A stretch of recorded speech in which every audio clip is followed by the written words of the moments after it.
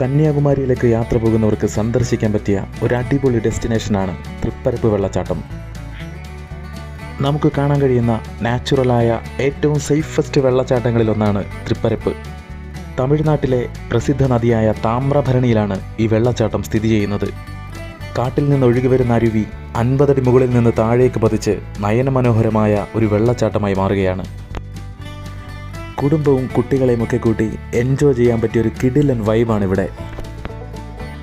മഴയുടെ തോതനുസരിച്ച് ഈ മിടുക്കിയുടെ സൗന്ദര്യം കൂടിക്കൂടി വരും.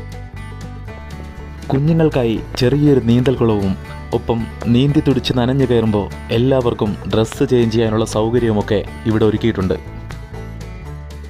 ഇതാണ് നമ്മുടെ തൃപ്പരപ്പ് ചെക്ക് ഡാം.